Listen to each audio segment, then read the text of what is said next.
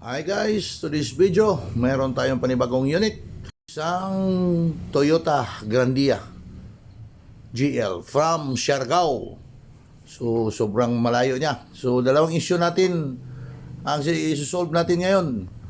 Brake at saka yung kanyang alternator. So, kasi nag-iingay yung kanyang alternator at saka kulang siya sa brake. Sayang. Pasok na mga lakbar boys. Kitang-kita nyo naman. Kaya ang diagnose ko dito ay magpalit tayo ng brake master. Sure na to. Palit tayo ng brake master kasi yung kansa na natin. Kasi sinilip ko na yung mga brake pads at friction nito hindi pa manipis. Kapal pa. So ayan, Ayan, inuna natin, binunot yung brake master dyan. So, yung nagbunot dyan, yung partner ni Mr. Ayan Magusara ni si Nanan Nabaska. So, ayan, yung buong brake master, binunot. Kailangan talagang palitan. bibilhan na niya.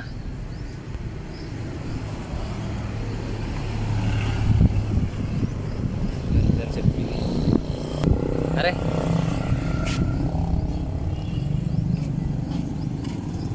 So ito na. Sukat muna natin.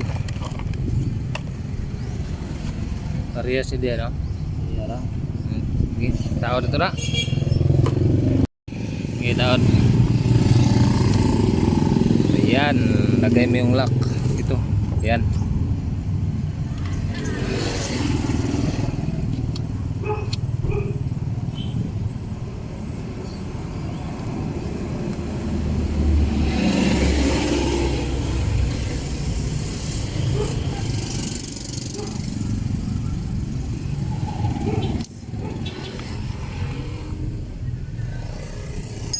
So ayan, nalagay na natin yung lock. So ikabit na lang natin. Ikabit muna dyan ang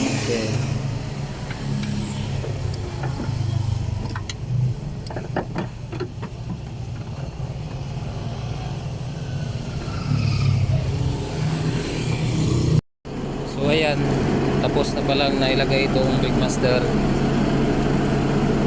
Pero hindi na natin pinakita kung paano tayo nag-bleeding. Kasi alam naman natin kung paano mag-bleed ng brake. So ayan, test na lang natin to. Bukan natin kung okay na.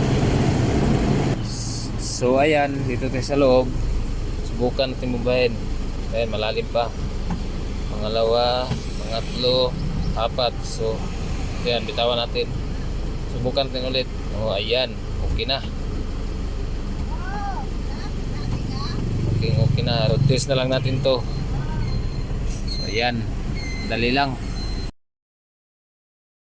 Yung pangalawang issue, yung alternator pulley niya. Kasi nag-iingay. So talagang nagtrabaho si Ayan Magusara at si Mr. Nana Nabaska.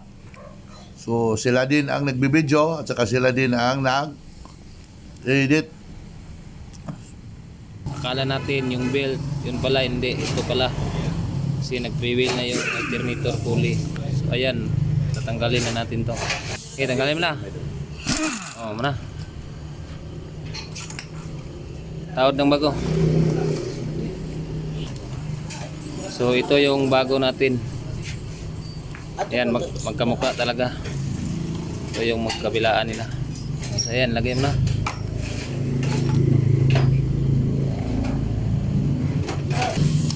I-plaster. Larga. Okay.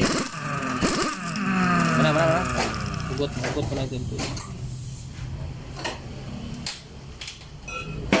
So ayan, ikutin natin doon papunta. Pre yan. Pag dito, hindi yan magagalaw.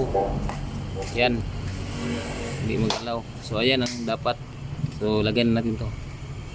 So ayan, ibabalik na natin sa unit. Diyan yan nakalagay. So ayan, lagay mo muna. Pinaplas na namin yung bit kasi tinanggal namin yun. So ayan, yun, nahulog. So ayan, tapos nang mailagay yung alternator, kaya balik na lang natin yung mga kunting kulangan. Ayan. So ayan, nalagay na natin yung alternator niya doon. at saka yung belt, kaya subukan na natin pandarin kung hindi na ba maingay. Ayan, turko natin dito. Ayan, hindi na maingay. Solve na problema natin sa maingay. Wala natin belt, pala alternator cooling. Simple lang yung ginawa natin. Magudsa. Ayan, wala nang may ilaw dito. Unbreak yung ngayon ilaw. So ayan, okay na.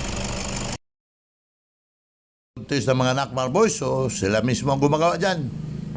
Sila din ang magbablog para at least makita yung gawa nila kasi gusto din nilang gumawa ng sariling ng vlog para makita nila. So hanggang dito lang. Maraming salamat.